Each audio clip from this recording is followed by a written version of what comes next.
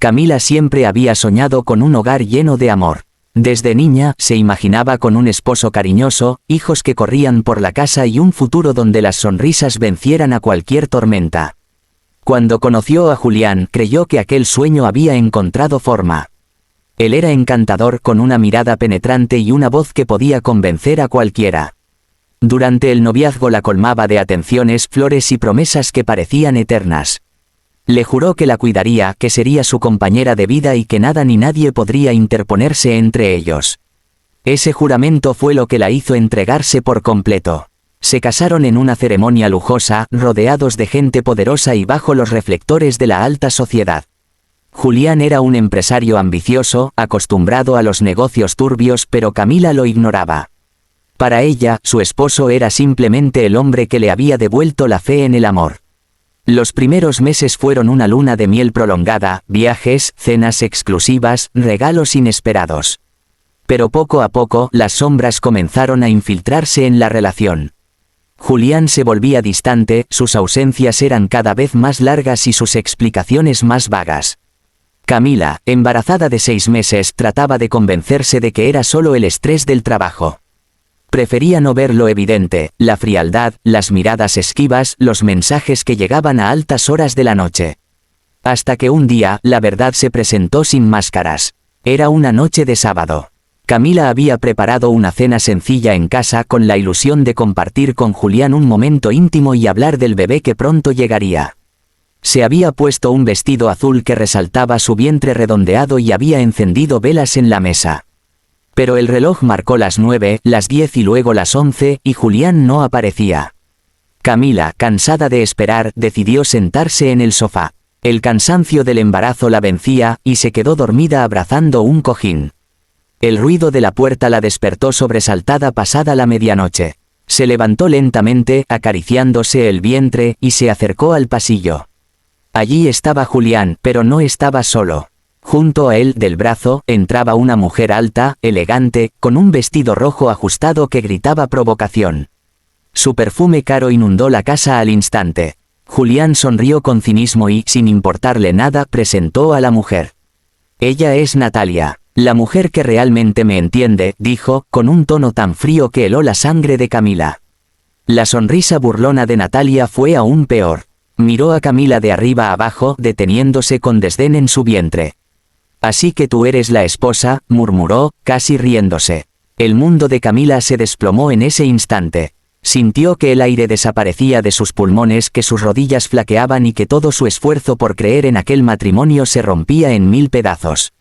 ¿Cómo puedes hacerme esto, Julián?, logró decir con la voz temblorosa. No exageres, Camila, replicó él con fastidio. Esto ya no funciona. Tú me aburriste y yo no voy a vivir una vida apagada solo porque estás embarazada. Las palabras fueron dagas que se clavaban una tras otra. Pero lo que vino después fue aún más cruel. Camila, llena de indignación y dolor, intentó acercarse para enfrentarlo, para pedirle al menos respeto. Julián, con un gesto brutal, la empujó con tanta fuerza que perdió el equilibrio. El golpe contra el suelo fue seco, desgarrador. Camila se llevó las manos al vientre en un reflejo desesperado, protegiendo a su bebé como si sus brazos fueran un escudo. Un sabor metálico llenó su boca, la sangre bajaba de sus labios.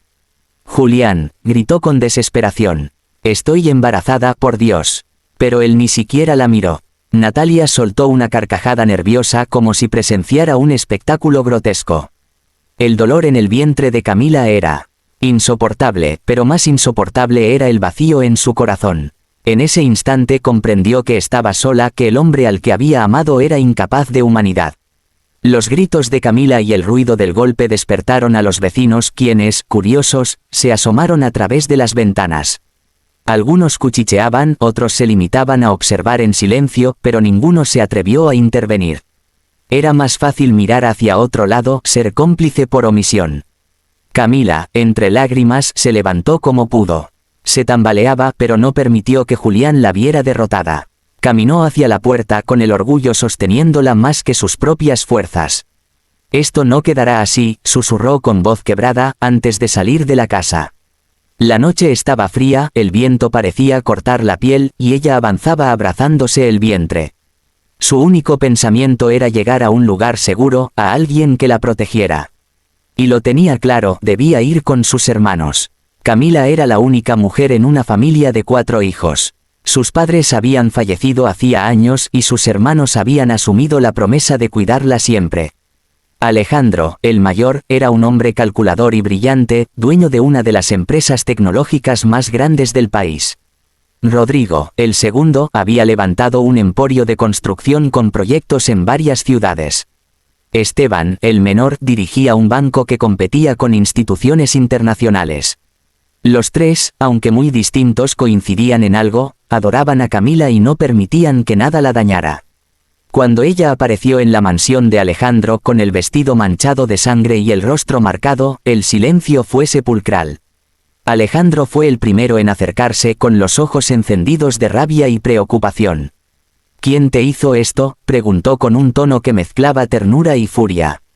Camila bajó la mirada, incapaz de pronunciar el nombre. Pero el silencio era suficiente. Rodrigo, con el ceño fruncido, dio un paso adelante. Fue Julián, su voz retumbó en la sala como un trueno.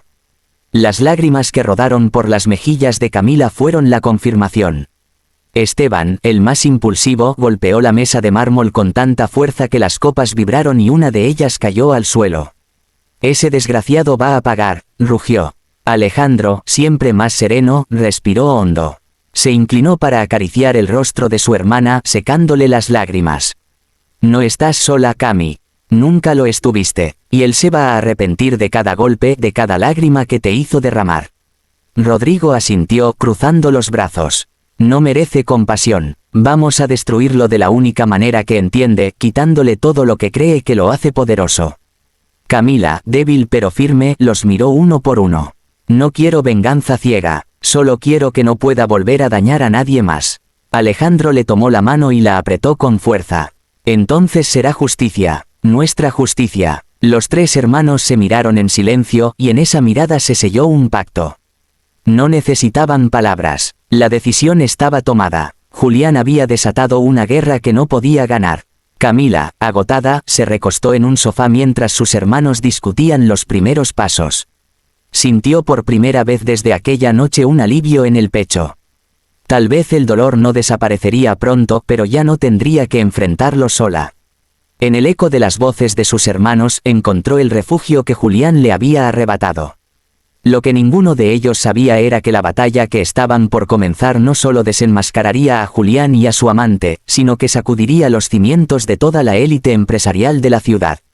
La venganza no llegó con violencia física ni con gritos inmediatos. Los tres hermanos de Camila sabían que un hombre como Julián no se destruía con un golpe de puño, sino con algo mucho más devastador: la pérdida total de su poder, su dinero y su reputación. Ellos no eran improvisados, cada uno dominaba un campo distinto y juntos formaban una fuerza imposible de detener. El primero en moverse fue Alejandro, el mayor. Su empresa tecnológica era una de las más influyentes en la región y tenía acceso a información privilegiada que podía hundir a cualquiera.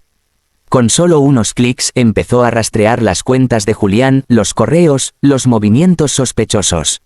Lo que encontró lo dejó sorprendido y furioso al mismo tiempo. Julián había montado una red de fraudes, contratos falsificados y evasión fiscal que lo sostenía como un empresario de éxito. Todo era una fachada construida con mentiras. Alejandro no tardó en llamar a Rodrigo y Esteban. «Escuchen esto», dijo mientras proyectaba en la pantalla del despacho los documentos encontrados. «Este imbécil ha vivido a costa de engañar a todos. No solo golpeó a nuestra hermana, es un delincuente que se disfraza de empresario». Rodrigo apretó los dientes. «Eso significa que es aún más fácil hundirlo». Esteban sonrió con ironía. «Y yo me voy a encargar de que no pueda mover un solo peso». Los tres se dividieron las tareas. Alejandro se ocuparía de recopilar toda la evidencia tecnológica, Rodrigo usaría sus contactos en la industria de la construcción para frenar los proyectos en los que Julián participaba, y Esteban, con su banco, bloquearía los movimientos financieros que lo mantenían a flote. Mientras tanto, Camila trataba de recomponer su vida. Sus hermanos contrataron a los mejores médicos para que vigilaran su embarazo. Ella pasaba las noches en la mansión de Alejandro, rodeada de cuidados, pero su mente no dejaba de recordar la mirada de desprecio de Julián y la sonrisa cruel de Natalia. Sentía rabia, tristeza y, sobre todo, un vacío inmenso.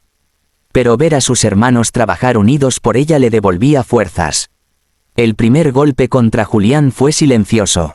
Una mañana intentó transferir dinero a una de sus cuentas en el extranjero y se encontró con un mensaje: operación rechazada.